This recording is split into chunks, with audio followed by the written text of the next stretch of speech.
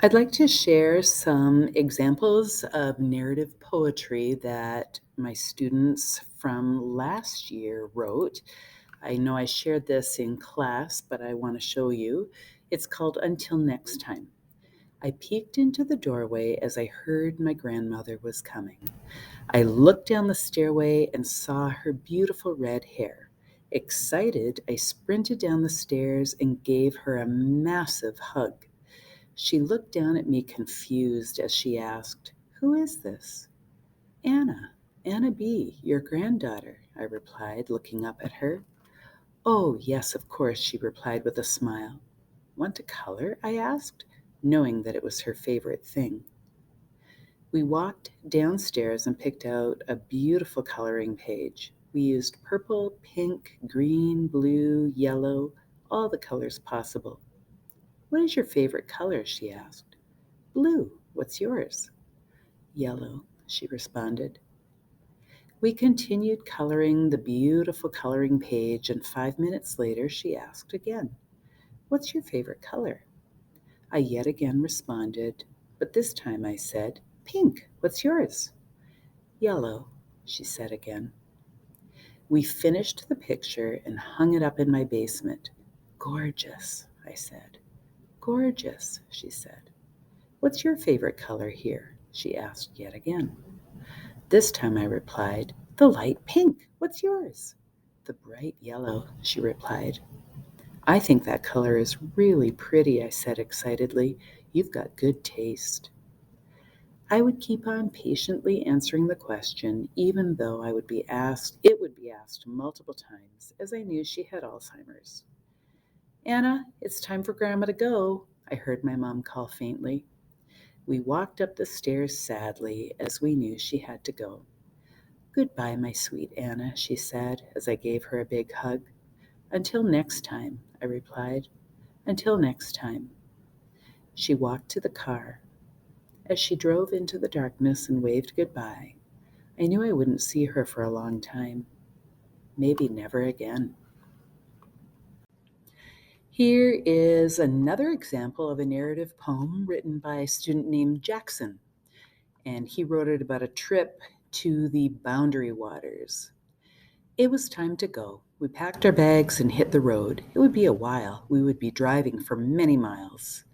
On the way, we took a stop at the shop. We went in to buy some food.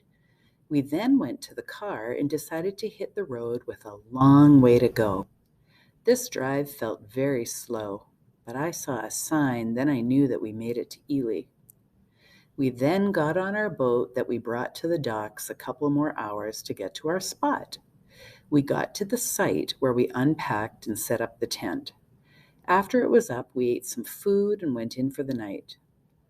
When I woke up early in the day, we ate some food, and then they said we were going fishing. We hopped in the boat and started it, and it made a purr. We went on our way. It took us just a little bit to get to the fishing spot.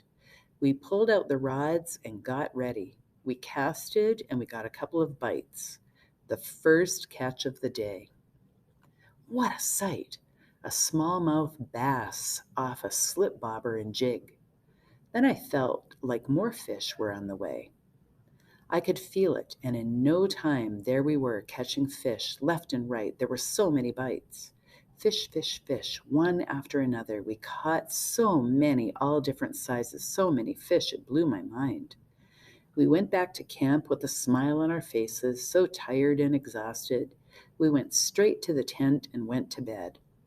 Next day in the morning, bright and nice, straight to fishing all the way into the night. We caught so many, too many to count, that it was a good day, no doubt about it. Right when we got back, we went to sleep. Next morning, we went on our way. That took out so much of the day, we arrived at the house very late in the day. That was my trip to the Boundary Waters. Here is one more narrative poem written by Genevieve last year, and it is called Our Cabin. My cabin is a place where peace roams free and nature is kind. I remember going up there and every time being even more excited than the last. My cabin is far away. A highway drive turns scenic faster than you know. 4 hours, at least. Coming down the drive to see boaters, tubers, and water fun. Coming out of the car to feel the warmth of the breeze. Unpacking, unpacking, so much unpacking. But the wait is worth the reward. Running down the stairs with a towel in hand, running to the boathouse for life jackets, tubes, and toys, hearing my feet banging on the dock when I run. Then I take a breath and jump. Suddenly, I feel my body plunge through the water, cold, cold, cold. Somehow, I do it again and again. My family, I see them coming down to swim. The cheers, the splashes, the fun.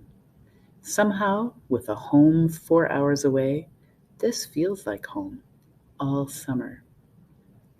After hours, we go up the stairs into the cabin. I hear Amma yelling, "Who has the wet footprints?" We know it's us and laugh. When dinner is called, we sit in the red leather chairs that have been fixed many times, and the table that is too small for our family, but we enjoy it. We have brats with corn and slaw. Even though dinner was so good, we decide to get ice cream up at the Dorset House, as good as ever. We order, and I get Monster Cookie. I love the vanilla background with M&Ms and peanut butter. I take a big lick. Brr, it's cold on my teeth, but it feels so nice on this hot day. We walk the street of Dorset with our ice cream. We walk on the trails. Even though my brother wears a white shirt and got chocolate, we don't mind. All that matters is the time that we have during these short months before school starts again. But this summer was different, a short summer. A summer with people coming over, talking about our leaks, or sewage, or roof. We know, they know, it has to go. Our old 1960s quaint cabin, with its imperfect leaks in the roof when it rains, with its unsafe structures so that when a storm comes, we go to the neighbor's house to wait the storm. It has to go. We don't want it to, but it has to. We know.